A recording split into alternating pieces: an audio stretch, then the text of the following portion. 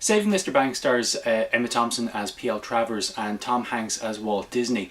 It tells the story of Walt Disney's near 20-year struggle to acquire the rights for Mary Poppins to turn it into a motion picture. The film, it's just out. I saw it about a week ago. Sorry for getting around to the review so late, but I just wanted to do a review on it and tell you what I thought. I've always loved Mary Poppins. I think it's a great story. The songs, the animation. It's a song I think everybody who's sort of, let's say, my age, kind of like late 20s, early 30s, let's say, can really identify with, because it was always on at Christmas. It was always on, sort of during the holidays. It's a film that I really always associate with being off and being a kid, and consequently a film I really, really love. The songs are fantastic, as I said. The acting is great. Even Dick Van Dyke, I mean, the dancing on the rooftops, you know what I mean, it's great. So an opportunity to sort of look at the backstory in terms of how the film was made, how the rights were acquired, is actually sort of something that I found out about a couple of months back when the movie first sort of surfaced, in terms of that it was going to be coming out around November, December this year. First and foremost, let me just say, this is one of my films of the year. Excuse me. It was an amazing film. There were moments where there was like tears in my eyes. There was moments where I found myself just smiling. There's a couple of scenes which in particular stand out. But first and foremost, let me just say that the performances by Tom Hanks and Emma Thompson, Emma Thompson in particular, are fantastic. Emma Thompson has always been a favourite actress of mine, and she's particularly fantastic in this. I would not be surprised if if her name is mentioned come award season. The role of PL Travers is a particularly acerbic and spiky and very snobbish kind of I suppose role, and not role either, just the lady herself seemed to be particularly prickly. And Emma Thompson plays this with relish, and it's part of, I suppose, the comedy from the film does stem from the differences that she sees, in terms of what her work with Mary Poppins, and what she sees that Mary Poppins represents for her, and what Disney seemed to want to turn it into. Now, the film itself takes place over the period of about 2 to 3 weeks as such, and Walt Disney has flown PL Travers over to Disneyland in order to try and acquire the rights, and to try and put her up in the Beverly Hills Hotel, let her meet with the Sherman brothers, who are to write the music, and to try and woo her into providing the rights. This is interspersed with a lot of backstory for PL Travers, which really balances the story out quite well, because, as I said, the character of PL Travers is quite acerbic, quite spiky, and if it was just left to this, we wouldn't have an awful lot of sympathy for her. But we go back to her childhood in Australia and the love she had for her father, and these flashbacks are they're quite poignant. They spiral, I suppose. They show the descent of a man into alcoholism, and it can be a hard watch in places, because the young PL Travers views her father in a very sort of idyllic way, a very heroic way, and she loves him unconditionally, and she does everything she can for him. But you can see from a child's perspective how the idea of her father starts to crumble as the flashbacks move into, as they get more and more serious. It's certainly her father instilled the love of imagination and the love of stories in her, and it's something from which she has never really fully recovered, in terms of her childhood. And I'm not going to go into it because it would spoil part of the story, but I think it's beautifully shot. Colin Farrell plays her father, and other than a few minor forays into, the Irish accent, which people, Hollywood tends to think that we all speak like that, which I really hope we don't, because, leave a comment if we do, I don't know. But he's a fantastic, I have to say. He really, really is good. Now, Colin doesn't always pick particularly great roles to be in, from my opinion. Who am I to tell Colin Farrell what to do? But when Colin Farrell brings it, he really does bring it, and I really think he brings it in this movie. He's very, very good. And the young child who plays Ginty, or PL Travers as a child, is very good as well. And there's some beautifully shot Australian outback footage there. It's really, really nice. Tom Hanks is Walt Disney, and he plays Walt Disney with aplomb.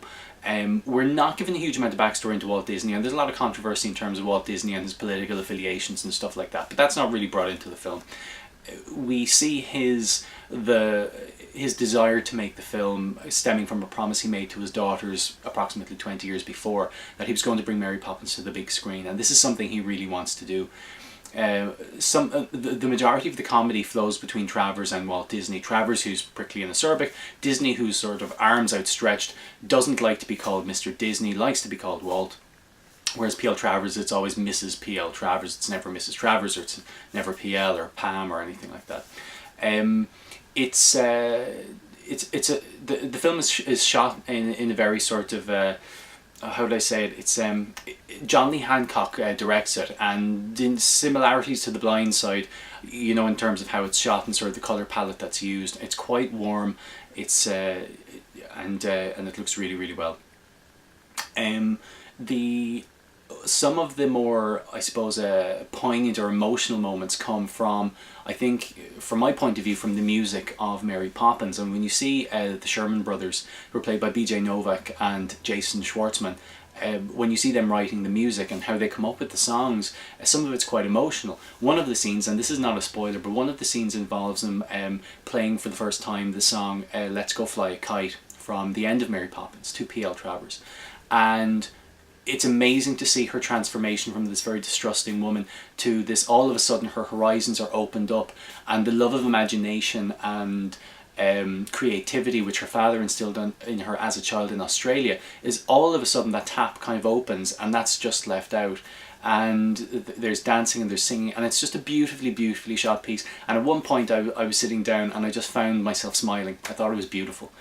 Another poignant moment is where Walt Disney comes in on one of the Schwartzman brothers. I think it's Dick Schwartzman, or not Schwartzman, sorry, Sherman Brothers. I think it's Dick Sherman, and he's playing the song "Feed the Birds," and it's obviously quite a sad song. There's a few other moments in it, in particular in relation to the premiere and PL Travers' view of, I suppose, kind of what Mary Poppins means to her. You'll have seen from the trailer that the whole thing is, you know, it's not about the kids, it's all about, you know, the father and Mary Poppins coming to save him. And it really does put a new spin on the film Mary Poppins for me. It puts so much more heart in it than was already there, if that could indeed be possible. Because you see how PL Travers was reluctant to give up the rights to Mary Poppins, and you see why, when Walt Disney explains to her how Mickey Mouse was basically family to him, and how he would have done anything to protect him, sort of as a, you know, not just a commodity, but like an actually almost a living, breathing person or item, that you can draw the parallels between him and PL Travers and her desire to protect Mary Poppins and what she represents to her on a personal level, and it's beautifully done. I mean, uniformly the acting is fantastic. I've got to mention Paul Giamatti as well. He plays Ralph, he plays her chauffeur, and he's really used as, I suppose, a barometer for how her personality is changing throughout the course of the film. She doesn't particularly want to sell the rights to Mary Poppins, but she is constrained somewhat financially, so, you know, there's obviously a great deal, we're never really told what it is, but there's a great deal on the table. And during the course of the film, I suppose it's a period of growth for her, or a period of realization in terms of her imagination and creativity, and I just think it's really, really well done. Overall, I mean, I would go on for hours about Saving Mr. Banks. It is one of my films of the year. It's beautifully crafted. The acting is wonderful. Emma Thompson is by turns humorous. She's by turns heartbreaking and frustrating. Tom Hanks is warm and wonderful as Walt Disney. And indeed, who wouldn't want to go to Disneyland with Walt Disney? But much of the humour comes from their interplay, and I think it's very well done. It's not laugh out loud funny, but it's humour of a very warm kind. I can't recommend it enough. I've gone back to see it again, and I would totally go and see it a third time, and I will be buying it on Blu-ray when it comes out. It is a film of the year. If you haven't seen it, you really, really should, because you're missing out on such a treat. You're missing out on, you know, 2 hours of, you know, a grin on your face.